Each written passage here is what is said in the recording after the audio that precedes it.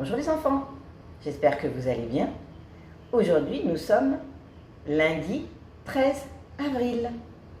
Vous avez vu, j'ai mis mon chapeau et mes lunettes de soleil. C'est pas encore les vacances et on peut toujours pas sortir, on peut même pas aller à la mer. Mais vous allez voir, aujourd'hui on va faire une expérience et c'est pas nous qui allons à la mer, c'est la mer qui va venir à nous. Vous êtes prêts? C'est parti. Alors les enfants, est-ce que vous vous êtes déjà baignés? Et dans quoi vous êtes-vous déjà baigné? Ah, j'attends les réponses. Dans une piscine. Ok, on peut se baigner dans une piscine. Et où encore? Dans la mer, oui. Dans son bain, exactement. Et puis, parfois aussi, dans un lac. Voilà, on peut se baigner dans différents types d'eau. Et savez-vous quelle est la différence entre se baigner dans un lac ou dans une piscine ou dans la mer? Eh bien, notre expérience aujourd'hui, c'est comment montrer pourquoi on flotte mieux dans la mer. Vous avez déjà constaté que quand vous allez à la plage, surtout ici à la plage à Djeddah, on flotte très facilement, beaucoup plus facilement que dans une piscine. Et aujourd'hui, mon expérience, elle va vous demander d'avoir un verre d'eau, un œuf, une cuillère et du sel. C'est l'expérience de l'œuf nageur. On va dire, voilà, c'est l'œuf qui va se baigner. Donc j'ai un verre avec de l'eau du robinet, toute simple, et je mets mon œuf dedans.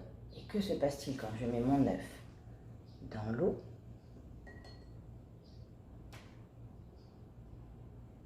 Il coule.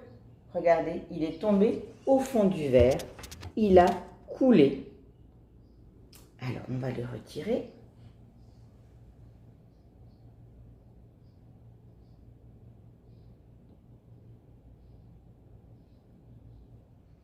Et maintenant, on va mettre du sel dans notre eau.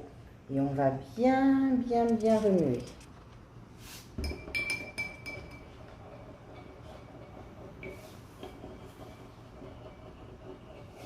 Il faut mettre l'équivalent à peu près de au moins 4 à 6 cuillères de sel dans l'eau. Ça leur rend un peu trop, on va attendre un petit peu que le sel fonde bien. J'ai enlevé mon œuf, sinon on ne peut pas remuer. Vous enlevez l'œuf, vous mettez le sel dans l'eau et vous remuez. Donc là, vous avez vu, on a mis de l'eau avec du sel. Et ça vous fait penser à quoi quand vous vous baignez? À la mer.